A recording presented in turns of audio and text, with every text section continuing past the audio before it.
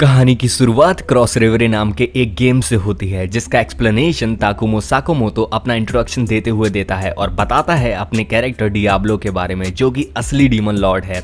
लेकिन तभी बिना किसी वार्निंग के उसे दूसरी दुनिया में समन कर लिया जाता है, वो भी अपने ही कैरेक्टर डियाब्लो में, जिसमें उसको बुलाने वाली उसके लेफ्ट और राइट गालों पर किस कर रही थी। अब ये सब देखकर डियाब्लो हैरान हो रहा था क्योंकि उसको समन करने वाली एक एल्फ और एक पैंथेरियन लड़की थी जो कि उसको किसने समन किया है उस पर बहस कर रही थी। दोनों को लगता है कि उनके किस करने की वजह से ये रिचुअल पूरा हुआ है, लेकिन ये सुनने के बाद भी डियाब्लो शॉक रह गया था और सोच रहा था कि काश ये किस थोड़ी देर तक और चलता रहता, उससे कोई दिक्कत नहीं होती। अब जबकि दोनों लड़कियां आपस में बहस करने में लगी थी, वो दोनों बातों बातों में बता देती हैं कि वो लोग अभी स्टोन टावर यानी स्टारफॉल टावर के टॉप पर हैं। दोनों लड़कियों को देखकर डियाब्लो सोचता है कि उसने यानी साकामोतो ने काफी टाइम से लोगों से बात नहीं की है, जिससे उससे बातचीत करने में लोगों से दिक्कत होती है और इसी परेशानी से साकामोतो अपने डियाब्लो यानी डीमन लॉर्ड वाले कैरेक्टर में ही बात करने का सोचता है और उन दोनों को बड़े ही डरावने पर हॉट तरीके से बोलता है कि वो दोनों आपस में हाथ मिलाएंगी और स्माइल करेंगी। शुरुआत में तो वो दोनों मानने को तैयार नहीं थी, लेकिन तभी एक पावरफुल फोर्स की वजह से वो डियाब्लो का ऑर्डर मानने के लिए मजबूर हो जाती हैं और इसी के साथ उन दोनों के गले में एक स्लेव कॉलर अपने आप आ जाता है, जिसे देखकर वो तीनों हैरान हो गए थे। टावर से नीचे उतरकर तीनों साथ में चलते जा रहे थे, जिसमें वो दोनों लड़कियां अपने फेल्ड रिचुअल के बारे में बात करती हैं। तभी डियाब्लो समझ रहा था कि उसकी रिंग की वजह से जो समन उसको इन दोनों का स्लेव बनाने के लिए किया गया था वो उन पर ही उल्टा पड़ गया है और इसीलिए उनके गले में ये स्लेव कॉलर है और अब वो दोनों डियाब्लो की स्लेव बन चुकी हैं। और तभी वो उन दोनों से बोलता है कि उस पर जादू यानी मैजिक का कोई असर नहीं पड़ता और पूरा ग्रुप पास के टाउन की तरफ जाने का सोचता है जहां पर वो ये स्लेव कॉलर हटा पाएंगे। तभी एल्फ सोचती है कि हमने तो अभी अपने आप को इंट्रोड्यूस तक नहीं किया और वो अपना नाम शैरा एल ग्रीनवुड बताती है जो कि एक एडवेंचरर बनना चाहती है। उसकी साथ ही पैंथेरियन लड़की अपना नाम रैम गैलीलियो बोलती है और वो अपने स्किल्स इंप्रूव करना चाहती है जो कि ऑलरेडी एक एडवेंचरर है। तभी डियाब्लो सोच समझ कर लेकिन अपने कैरेक्टर में रहकर अपने आप को सबसे रेयरेस्ट क्रिएचर और डीमन लॉर्ड डियाब्लो के नाम से इंट्रोड्यूस करता है, जिसे सुनकर सैरा इंप्रेस हो जाती है कि उसके समन करने की वजह से एक डीमन लॉर्ड आया है, जिससे चिढ़ती है रैम और उन दोनों में बहस दोबारा स्टार्ट हो जाती है जो कि डियाब्लो के चिल्लाने पर रुकती है, जो कि ये बोलता है कि शांति से चलो और सीधा सिटी की तरह चलना। फोर्ट्रा सिटी पहुंचकर वो सबसे पहले एक होटल पीस ऑफ माइंड में उसकी कीपर मे से मिलते हैं, लेकिन वहां की भीड़ को देखकर डियाब्लो परेशान हो रहा था, लेकिन और परेशान हो जाता है जब शैरा डियाब्लो के साथ रूम शेयर करने का सोचती है। हालांकि इसका रीजन उनके कम पैसे थे, लेकिन रैम फिर से परेशान होती है कि शैरा ही क्यों, मैं भी तो डियाब्लो के साथ रूम शेयर करना चाहती हूँ। फिर से वो दोनों झगड़ने लगते हैं, जो कि इस बार मे यानी उनकी कीपर शांत करती है और बोलती है कि अगर तुम लोग यहाँ पर ये लड़ाई बंद नहीं करोगे तो वो उन तीनों को बाहर फेंक देगी और एंड में उन तीनों को एक ही रूम मिलता है, वो भी सिंगल बेड के साथ। अब ये एक बेड सोचकर डियाब्लो तो पूरा पागल हो गया था कि क्या होगा उसका, लेकिन तभी वहां एक और औरत जिसका नाम सेलेस्टीन होता है या शॉर्ट में उसे सेलेस बोलते हैं, वो आ जाती है और वो रैम को ढूंढते हुए आई थी और उसके साथ दो साथी भी थे। डियाब्लो को ये नाम सुना सुना लगता है। तभी शैरा बताती है कि ये मेज एसोसिएशन यानी जादूगरों की हेड है और ये सुनकर डियाब्लो को याद आता है कि ये क्रॉस रिवरी गेम की दुनिया की सबसे जरूरी कैरेक्टर है जिसने इस पूरी सिटी को एक बैरियर में कैद कर रखा है जो कि बाहर के डीमन से उन्हें बचाता है। सेलेस का काम पहले तो रैम से सिर्फ बात करने का था, लेकिन उनके और सैरा के स्लेव कॉलर को देखकर और डियाब्लो भी वहां पर खड़ा था, वो पूरी सिचुएशन समझ नहीं पाती। फिर उसी रात उस होटल के कैफेटेरिया में सेलेस उन तीनों से बात करती है, जहां उन्हें उनके फेल्ड रिचुअल के बारे में पता चलता है कि कैसे एक समनिंग में उन्होंने एक डीमन लॉर्ड वो भी दूसरी दुनिया का बुला लिया और वो दोनों उसके रिंग के रिफ्लेक्शन वाले जादू की वजह से खुद गुलाम बन गए। लेकिन अब खुद डियाब्लो इस मैजिक को हटा नहीं सकता। सेलेस ये सुनकर बोलती है कि इसके बारे में उसे रिसर्च करनी पड़ेगी और रास्ता ढूंढना होगा ये कॉलर हटाने के लिए, लेकिन डियाब्लो अपने डीमन लॉर्ड वाली आवाज में ही उन दोनों का क्या रिश्ता है ये पूछता है, जिस पर सेलेस का गार्ड गैलक गुस्सा होता है कि सेलेस से आप ऐसे बात नहीं कर सकते। हालांकि डियाब्लो अंदर से तो खुद डरा हुआ था गैलक से, लेकिन फिर भी अपने एटीट्यूड में ही बोलता है, जिससे गैलक और उनकी बहस होने लगती है, लेकिन सेलेस गैलक को रोक देती है। बात फिर रैम और सेलेस में होने लगती है, जिसमें सेलेस उसे अपने साथ बॉडीगार्ड रखने को बोलती है, जिससे रैम मना कर देती है। जिसे सुनकर सेलेस बोलती है कि ये तो तुम्हारे भले के लिए है, लेकिन अगर नहीं चाहती तो ठीक है। और ये खत्म होते ही सेलेस और उनकी गैंग वहां से चली जाती है। लेकिन उनके जाते ही डियाब्लो रैम से उसके और सेलेस का रिश्ता पूछता है। रैम बताने को मना करती है कि वो इस बारे में कोई बात नहीं करना चाहती, लेकिन ये सुनकर डियाब्लो को और जानने की इच्छा हो रही थी, क्योंकि ये जरूरी था उनके आगे आने वाली फ्यूचर की समस्याओं के लिए। और वो रैम को अपने कंधे पर उठाकर रूम में टॉर्चर करने के लिए ले जाता है। रूम में जाने के बाद वो बहुत ही अजीब पर नॉर्मली एबनॉर्मल तरीके से उसको टॉर्चर करने में लगा हुआ था, जो कि रूम के बाहर से उनकी चीखें कुछ गलत ही फील दे रही थी। लेकिन वो बताने को तैयार हो जाती है। रैम बताती है कि उसके अंदर इस दुनिया का डीमन लॉर्ड क्रैब्स क्लम सील्ड है, जिसे सुनकर डियाब्लो को इस गेम का सबसे खतरनाक बॉस याद आ जाता है। रैम बताती है कि वो उसे रिलीज करके खत्म करना चाहती है, लेकिन इस चक्कर में उसकी जान भी जा सकती है। लेकिन इतना सुनने के बाद डियाब्लो समझ जाता है कि रैम को इतने टाइम से काफी बुरा फील हो रहा होगा, क्योंकि वो सबसे अलग है। और सेलेस भी रैम को इसलिए इतना केयर कर रही है ताकि वो रैम से होने वाली दिक्कतों से इस सिटी और इस दुनिया को बचा कर रख सके। रैम के अंदर जो डीमन क्रैब्स क्लम कैद है वो खानदानी था, मतलब वो पहले उसकी माँ के अंदर था और जब वो मरी तो वो रैम के अंदर आ गया। और ये सब जानने के बाद डियाब्लो रैम की मदद करने को तैयार हो जाता है, जिसे सुनकर रैम थोड़ा इमोशनल हो जाती है। ये सब होने के बाद डियाब्लो थोड़ा बाहर निकलता है सैर सपाटे पे, जहां पर वो सोच रहा था कि वो कैसे अभी तक अकेला ही रहता था। लेकिन तभी चलते चलते उससे गैलक और उसकी जादूगरों की गैंग घेर लेती है, जो कि डियाब्लो से अपनी बेइज्जती का बदला लेने आया था। और गुस्से में वो लेवल 30 का सैलमेंडर मॉन्स्टर समन कर देता है।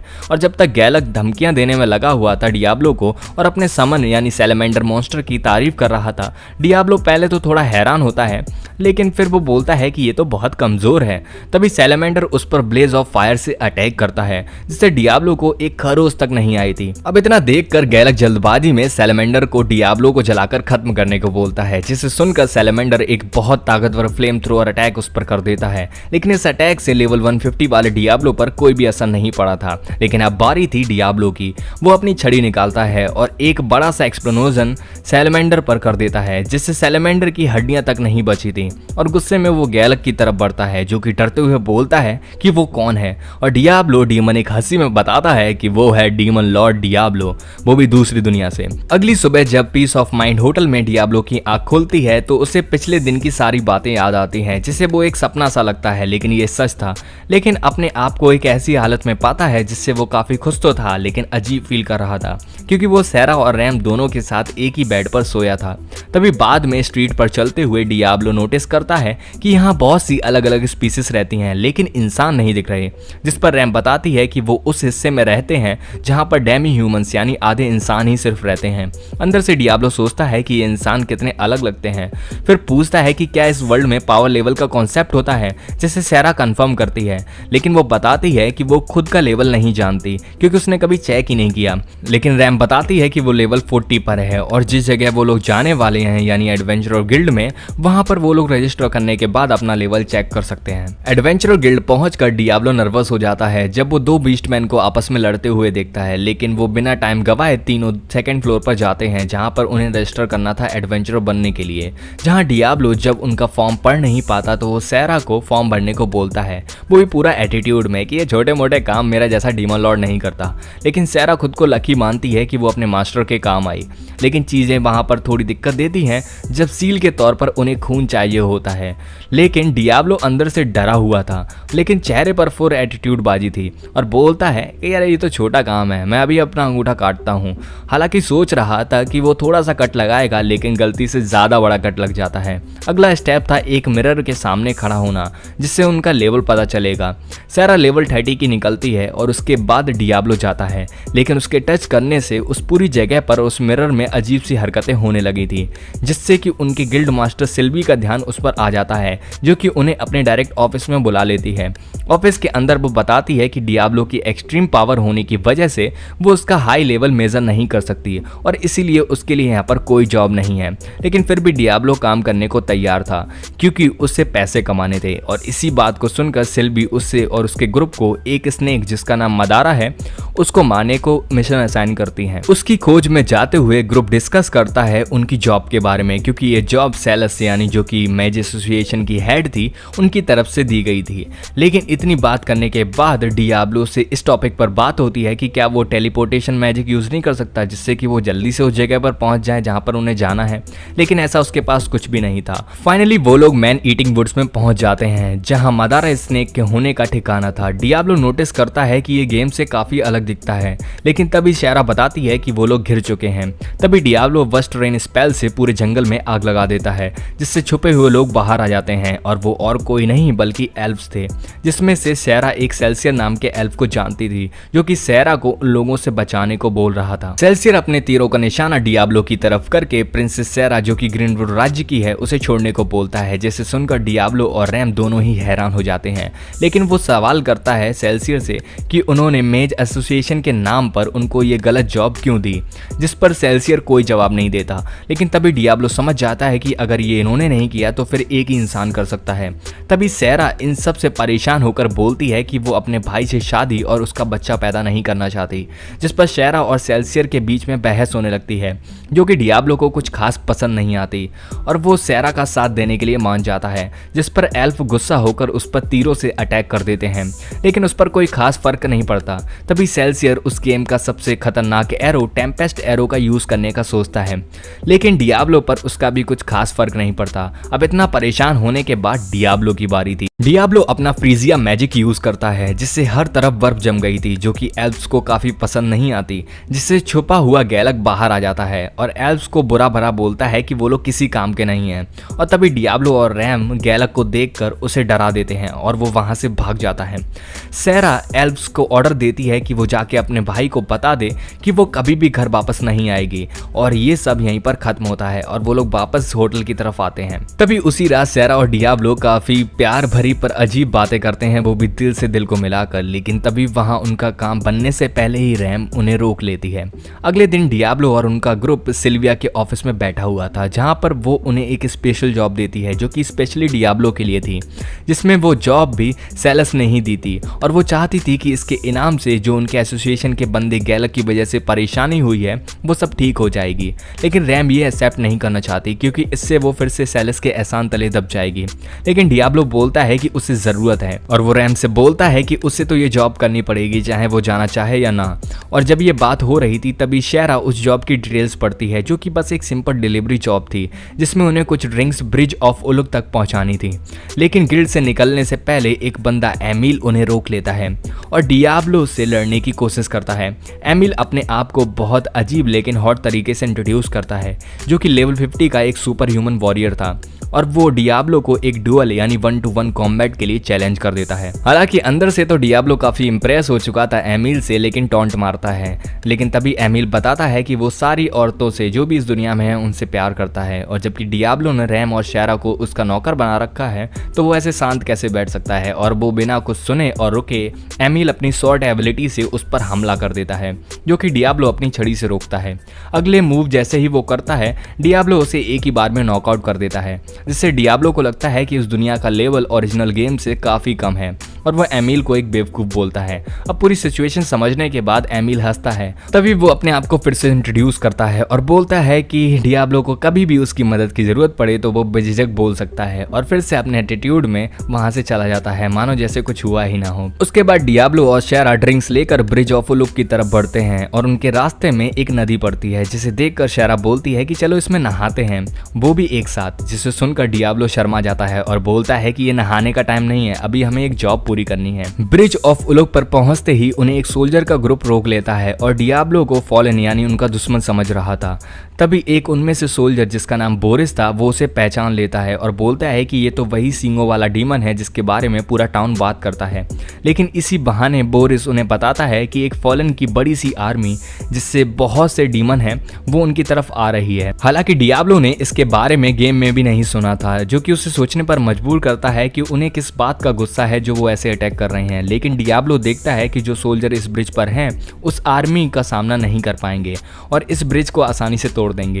लेकिन फिर भी वो आर्मी फोल्ट्रा सिटी में नहीं जा पाएगी क्योंकि सेलस ने जो बैरियर बना रखा है उससे सिटी प्रोटेक्ट है। शायरा बताती है कि शायद ये लड़ाई क्रैप्सैलम यानी डीमन लॉर्ड को आजाद करने के लिए हो रही है, जिससे डियाब्लो को रैम की याद आ जाती है।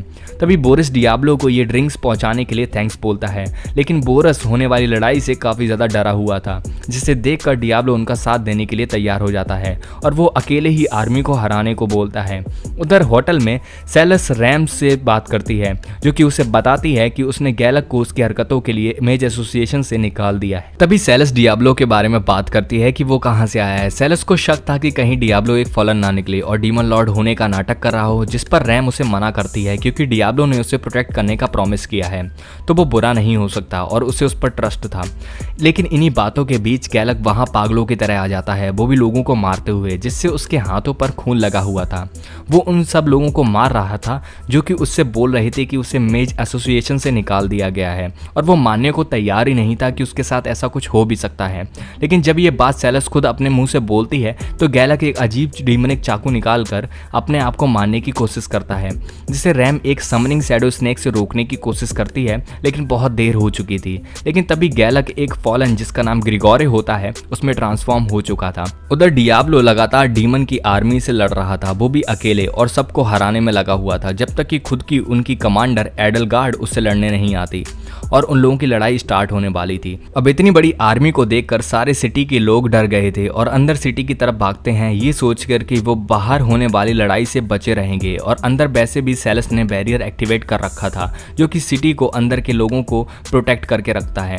लेकिन उन्हें ये पता नहीं था कि उनका खतरा उस बैरियर के अंदर ऑलरेडी पहुंच चुका था। एक फॉलन ग्रिगोरे जो कि गैलक की बॉडी को कंट्रोल करके बैरियर क्रॉस कर चुका था।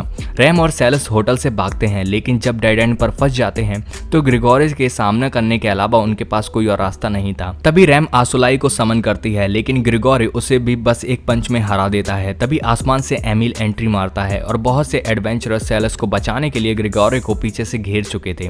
एमिल ग्रिगोरे का सामना करता है, लेकिन उसकी पावर्स ग्रिगोरे के सामने कुछ भी नहीं थी। लेकिन फिर भी एमिल हार मानने को तैयार नहीं था और अपनी जिद पर अड़ा हुआ था कि वो सारी वुमेन्स का प्रोटेक्टर है। उधर ब्रिज ऑफ उलुक पर डियाब्लो एडलगार्ड से लड़ाई करने में लगा हुआ था और उसे एडलगार्ड के अटैक काफी अच्छे भी लग रहे थे। तभी एडलगार्ड सैक्रिफाइस चार्ज यूज करने का सोचती है, लेकिन इसका भी असर डियाब्लो पर कुछ खास पड़ा नहीं था। लेकिन इतना होने के बाद भी डियाब्लो जानता था कि वो जब से इस गेम में एंटर किया है ये सबसे पावरफुल ओपोनेंट उसे मिली है। तभी बोरिस डियाब्लो को बोलता है कि एक फॉलन अंदर सिटी के एंटर कर चुका है और वो सेलेस और रैम को चोट पहुंचाने में लगा हुआ है, जिसे सुनकर एडलगार्ड खुश होती है क्योंकि ये उसी का प्लान था। तभी Diablo grand magic spell use करने की धमकी देता है और अगर एडलगार्ड को इससे बचना है तो उसे अभी इस लड़ाई को बंद करके आर्मी वापस ले जानी होगी। लेकिन एडलगार्ड मारने को तैयार नहीं थी, तो डियाब्लो अभी तक का सबसे पावरफुल मैजिक व्हाइट नोवा यूज करता है, जिससे पूरा ब्रिज, पूरी डीमन आर्मी खत्म हो चुकी थी और साथ में एडलगार्ड बहुत ज्यादा घायल हो चुकी थी। लेकिन डियाब्लो हैरान था कि वो इसमें बच गई, लेकिन वो अब कुछ भी करने के लायक नहीं बची थी। तो बिना टाइम वेस्ट किए Diablo return magic spell use करके शेरा के साथ टाउन में टेलीपोर्ट हो जाता है। वहां टाउन में ग्रिगोरे सारे एडवेंचरर्स को मार चुका था और एमिल को बुरी तरीके से घायल भी कर चुका था। लेकिन तभी डियाब्लो आकर विंड स्पेल से उस ग्रिगोरे को पीछे भेज देता है। ग्रिगोरे से लड़ाई करने से पहले डियाब्लो एमिल को थैंक्स बोलता है इतनी देर तक रोकने के लिए और भरोसा दिलाता है कि वो उसे अब नहीं छोड़ेगा। तभी वो रैम को हीलिंग पावर वाली मेडिसिन देकर एमिले को सही करने के लिए बोलता है। फिर ग्रिगोरे का सामना करने के लिए बढ़ता है। लड़ाई स्टार्ट होती है। ग्रिगोरे डार्क बुलेट से अटैक करता है, लेकिन रिफ्लेक्शन रिंग की वजह से मैजिक उल्टा पड़ जाता है। डियाब्लो तभी डार्क बुलेट वही सेम मैजिक कॉपी करता है जो कि उसने उस पर यूज किया था, जिससे ग्रिगोरे की प्रोटेक्शन स्किन खत्म हो जाती है। तभी ग्रिगोरे डार्क प्रेस यूज करता है, लेकिन फिर से रिफ्लेक्ट होकर उस पर ही लगता है। वो प्रेशराइज्ड होकर जमीन में दब रहा था। डियाब्लो उसका ही मैजिक कॉपी करके लेकिन मल्टीपल टाइम्स ज्यादा पावरफुल उस पर यूज करता है और इतना प्रेशराइज्ड उसे कर देता है कि वो अपनी जान की भीख मांगने में लगा हुआ था। लेकिन डियाब्लो की डिक्शनरी में माफी नाम का शब्द ही नहीं था और वो नाराकू मैजिक स्पेल से ग्रिगोरे को खत्म कर देता है। लड़ाई खत्म होते ही शेरा रोते हुए डियाब्लो को गले लगा लेती है, जिससे जेलस होकर रैम भी उसके हाथ को पकड़ लेती है और थैंक्स बोलती है। लेकिन इतना प्यार डियाब्लो को पसंद नहीं आता और वो अपने कैरेक्टर में रहकर बोलता है कि वो तो इसलिए मदद कर रहा है क्योंकि वो लोग उसकी हैं। अब ये अटैक जो सिटी पर होने वाला था वो आखिर में खत्म होता है और बहुत से एडवेंचरर्स ने इसमें अपनी जान गंवाई थी। लेकिन 10 दिनों में काफी कुछ नॉर्मल हो जाता है और डियाब्लो बेड पर आराम से लेटा हुआ था, जहां शेरा आ जाती है और फिर से वही हरकतें करती है जो कि काफी अजीब थी। लेकिन फिर से रैम उसे रोक लेती है, लेकिन इसमें वो दोनों ही डियाब्लो की बाहों में गिर जाती हैं जब तक सिल्विया रूम में एंटर नहीं करती। वो अंदर आके बताती है कि सिटी के लॉर्ड चाहते हैं कि शेरा प्रिंसेस को 10 दिनों के अंदर अंदर वापस उनके राज्य में लौटा दिया जाए, नहीं तो फिर से जंग होने का खतरा है और अगर उन्हें ये रोकना है तो शेरा को वापस जाना होगा।